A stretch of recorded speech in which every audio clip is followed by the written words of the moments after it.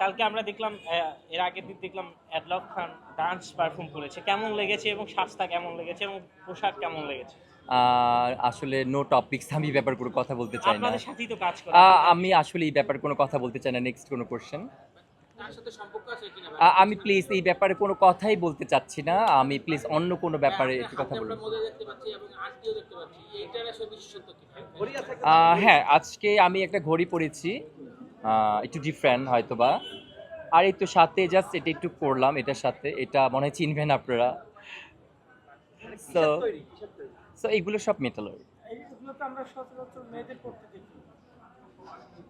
না, এগুলো এগুলো এটা হচ্ছে ড্রেসের সাথে এটা আমি ম্যাচ করে পরেছি। এটা ইউনিসেক্স। একলোক খানকে নিয়ে আমার আপনাকে প্রতিদ্বন্দ্বিতা মনে করেন?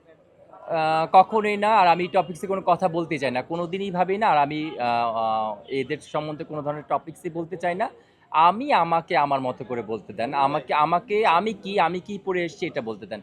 কে কি পড়লো, কে কি নাচলো, আমার এগুলার কোনো হেডেক নাই। ভাই এই জন্যই প্রশ্ন করেছে কালকে। বুঝতে পেরেছি, বাট একজন নায়িকা বলেছে আসলে আগে ছিল সুদর্শন পুরুষ, এখন সুদর্শন লেডি হয়ে গিয়েছে, আপনি কি মনে করেন? আসলে আমি একটু কোনো শুনতে চাই না ভাই। না না প্লিজ, আমি এই ব্যাপারে কোনো কথা বলতে চাই না। নো টপিক্স, কোনো কমেন্টস করতে চাই না।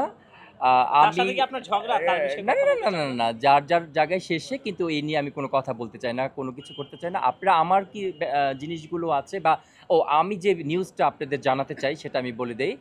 আমি দীর্ঘদিন ক্যামেরার সামনে আসিনি, আপনারা অনেকেই জানেন। প্রায় 6 মাস, 6 মাস পরে মানে আজকে আমি ফার্স্ট এলাম। এই 6 মাসের আমার একটা জার্নি ছিল। আমি দেশের বাইরে ছিলাম, অনেকগুলো দেশে ছিলাম আমার কাজের জন্য, স্টাডির জন্য।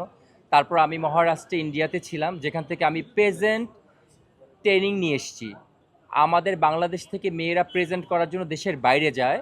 সো আমি ওই জিনিসটা দেশের বাইরে থেকে শিখে এসেছি এবং আমার একটা ইনস্টিটিউট আছে আর মডেলিং একাডেমিতে, যেখানে তারা প্রেজেন্ট কোর্সটা করতে পারবে, 3 মান্থের একটা কোর্স। তো এটা আমি আপাতত করাচ্ছি। আমার একটা এক্সট্রা ডিজিগনেশন অ্যাড হয়েছে, সেটা হচ্ছে fashion director and present trainer. Present trainer and fashion director, এই পদবিটা যোগ হয়েছে এখন। এখন আমার একে তো ইন্টেরিয়র অ্যান্ড আর্কিটেক্ট ডিজাইনার, আপনারা সবাই জানেন কম বেশি আমি বাংলাদেশে ইন্টেরিয়র কাজ করছি, আলহামদুলিল্লাহ অনেক সুন্দর। তারপরে পাশাপাশি আমি একজন ফ্যাশন ডিজাইনার, এখন ফ্যাশন কোরিওগ্রাফার হয়ে গেছি, ফ্যাশন ডিরেক্টর, প্রেজেন্ট ট্রেনার, যেটাই বলেন না কেন করছি। আর নৃত্যশিল্পী, এটা অনেকেই হয়তো বা জানে না, কিন্তু ছোটবেলা থেকেই আমি ক্লাসিক্যাল নৃত্যশিল্পী, ছোটবেলা থেকেই নাচ করতাম। আমার বেজ ছিল ভারতনাট্যম। অনেকে অনেক কথা বলে যে রুমি এক ড্রেস সেকেন্ড বার পরে না। আসলে কি এটা সত্যি কি? এটা সম্পূর্ণ মিথ্যা কথা।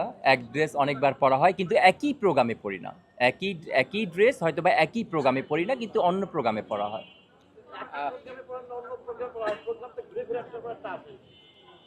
না, তখন তো নতুন নতুন না, মানে প্রোগ্রাম যেরকম এখন একটা অ্যাওয়ার্ড শোতে আসছি, নেক্সট কোনো অ্যাওয়ার্ড শোতে ওইটা হয়তো বা পড়া হয় না, বা যদিও পড়ি সেটা হয়তো বা সেটা 1 বছর 2 বছর পর রিপিট করা হয়, মানে একটু লংয়ে রিপিট করা হয়।